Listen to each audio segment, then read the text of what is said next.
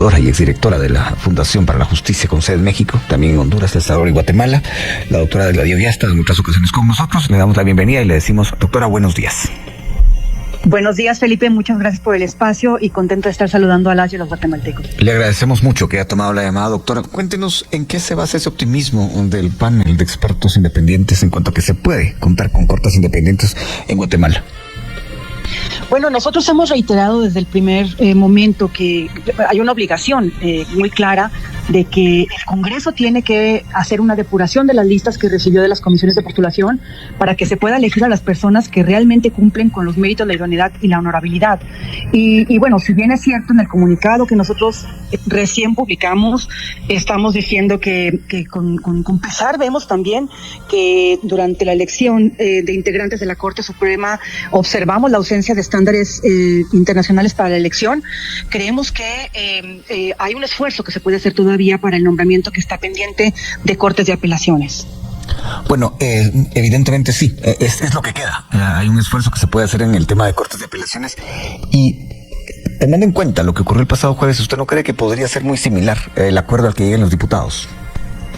Pues nosotros lo que hemos dicho es que nos parece que tiene que haber una conciencia por parte de las y los diputados de que en este momento en sus manos está justamente el que pueda haber una vida democrática para Guatemala y que esa vida democrática solamente se va a dar si se garantiza la independencia judicial.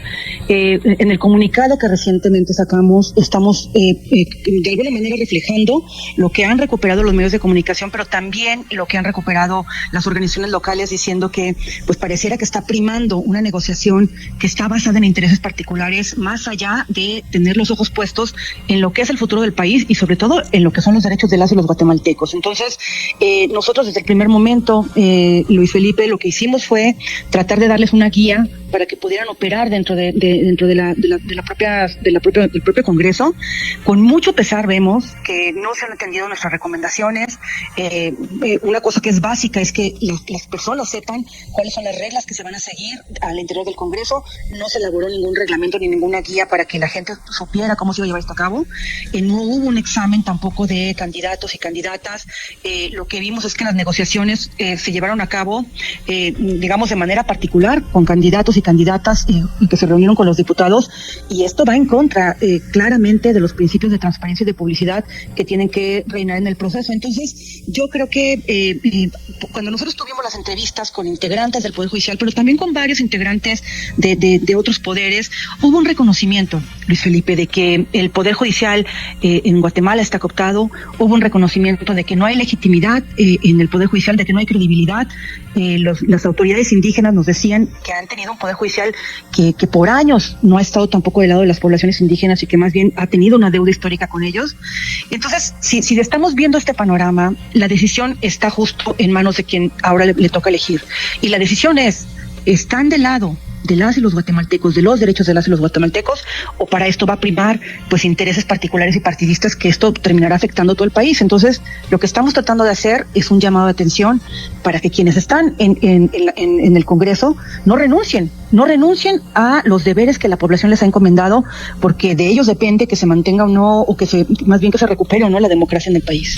Doctora, dados los antecedentes tanto cercanos como no tan próximos, ¿a usted le parece que se puede esperar que estos electores, estos diputados, realmente piensen en el país y no piensen en sus intereses?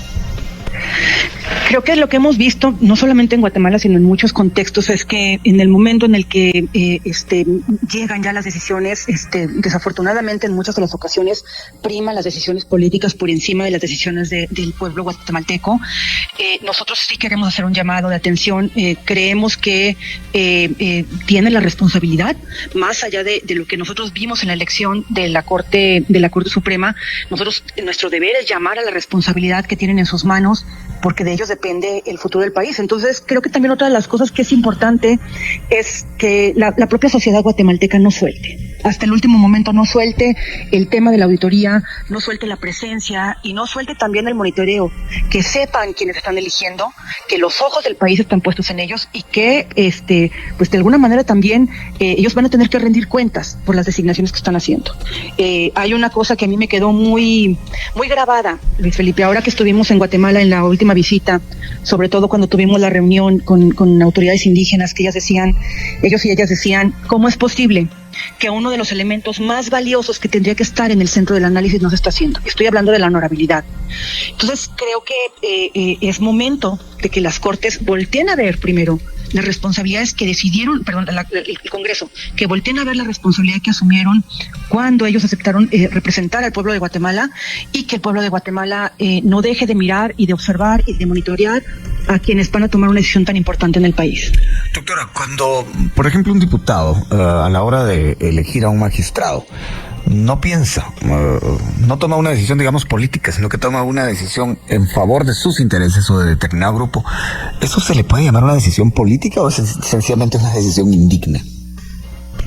Es una decisión, primero que nada, contraria a los deberes que están establecidos en la Constitución. La Constitución claramente pone las reglas para el proceso de elección. La Constitución pone en el centro que en el análisis tiene que primar justamente el ver la honorabilidad, el ver el mérito y el ver la experiencia y digamos, bajo los estándares internacionales, poder analizar a la persona. Eso es lo que tiene que estar en el centro. Si una persona decide elegir omitiendo los requisitos que están en la Constitución, pero que también están en los estándares internacionales, lo que está yendo es actuando en contra de la propia Constitución y, por lo tanto, actuando en contra del deber que les han otorgado las y los guatemaltecos. Eso es clarísimo. Doctora, dada su experiencia internacional, quisiera preguntarle algo. Fíjese que fue muy evidente que hubo auditoría social, hubo grupos presentes, tanto en el momento de las comisiones de postulación, y claro, hubo mucha movilización, sobre todo en redes sociales, debo decirlo, a la hora de que se opinara sobre lo que se esperaba de lo que tenía que ocurrir en el Congreso.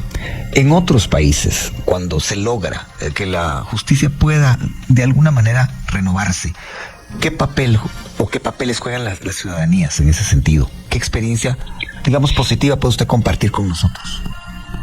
Yo lo que a mí me ha tocado ver es que realmente la defensa por el Poder Judicial es una defensa que se da solamente cuando la ciudadanía es una ciudadanía consciente, cuando la ciudadanía está involucrada y cuando la ciudadanía sabe que defender la independencia judicial es defender sus derechos. Yo a mí lo que me gustaría poner en el centro de las buenas prácticas que a mí me ha tocado ver, definitivamente Guatemala. Yo vengo de un país México, donde nos ha costado mucho tener esa conciencia de cuál es el poder, el papel y el poder del Poder Judicial. En México se está hablando de un retroceso tremendo en términos de la reforma política y la riqueza de la gran conciencia, de la gran participación, de toda esa fuerza ciudadana que yo veo en Guatemala, difícilmente la veo también en otros países. Entonces, para mí, el mejor ejemplo que yo puedo poner en este momento es la propia ciudadanía de Guatemala. El nivel digamos, de avance en términos de conocimiento técnico, por ejemplo, de los análisis de las organizaciones de la sociedad civil, son análisis que yo no he visto en otros países con esa profundidad, y yo creo que más bien para nosotros, lo digo como mexicana, el pueblo guatemalteco, las organizaciones civiles guatemaltecas y las autoridades indígenas de Guatemala son un referente. Entonces, el llamado para mí es para mirar la riqueza que ya tienen, la riqueza que está en sus manos y no dejar que les arrebaten la independencia judicial. Doctora, le pido un momento de paciencia para ir a la pausa y así regresar para un par de preguntas finales. Así que regresamos. Aquí, cuando son las 10:25, conversando con la doctora Ana Lorena Delgadillo, fundadora y exdirectora de la Fundación para la Justicia, con sede en México, pero que también está en Honduras, en El Salvador y en Guatemala. Con ella conversamos acerca de lo dicho por el panel de expertos independientes en cuanto a que Guatemala todavía tiene una posibilidad de contar con cortes independientes, pero también haciendo el análisis de que, según lo que nos ha dicho la doctora, no se atendieron sus recomendaciones en cuanto a cómo evaluar y cómo aplicar criterio a la hora de la elección. Entonces, seguimos con esta charla y parto de lo que acaba de decir. Nos ha elogiado a la sociedad civil de Guatemala en cuanto a sus análisis y también al hecho de ser una ciudadanía activa, dándole seguimiento a este proceso. Sin embargo, doctora, agradeciéndole que siga con nosotros, usted ha hablado de la conciencia de lo que significa el Poder Judicial y que eso no se alcanza fácilmente. ¿A qué se debe eso? ¿Por qué la gente tiene poca conciencia de que es un poder del Estado y de que tiene incidencia prácticamente en la vida de todos?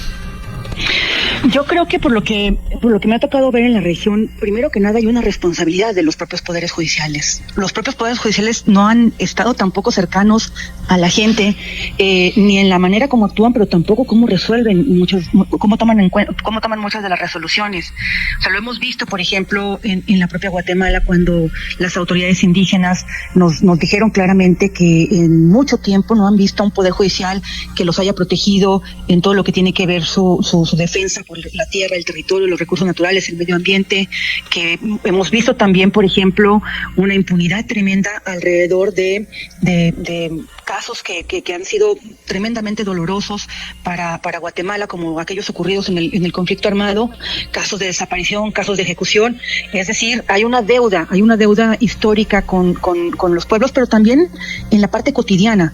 Cuando a una persona le toca ir a un juicio que tiene que ver con cuestión de alimentos, con cuestiones familiares, pareciera que el Poder Judicial, en lugar de acogerla y de apoyarla, no está de su lado. Entonces ha habido un alejamiento del Poder Judicial de lo que son las realidades locales, pero también lo cierto es que por otra parte nos hemos centrado mucho más en América Latina y sobre todo en esta región, Centroamérica y México, en lo que es la labor del Ejecutivo. Pareciera que la vida se centra mucho alrededor de lo que hace o no hace el Poder Ejecutivo, y es muy importante, obviamente.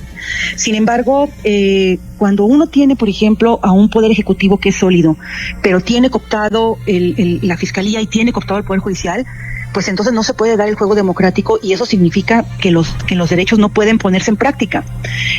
Yo creo que una de las cosas que tenemos que aprender también desde la sociedad civil, pero también desde todos los espacios, es cómo ayudamos a que haya más conciencia de que mientras no tengamos un poder judicial que realmente ponga en el centro la defensa de los derechos humanos y la defensa de las personas, pues eso terminará afectándonos en nuestras vidas cotidianas. Y esa es una tarea que vamos a tener que hacer poco a poco, pero que yo, sí lo digo nuevamente, veo en la sociedad guatemalteca una conciencia muy clara.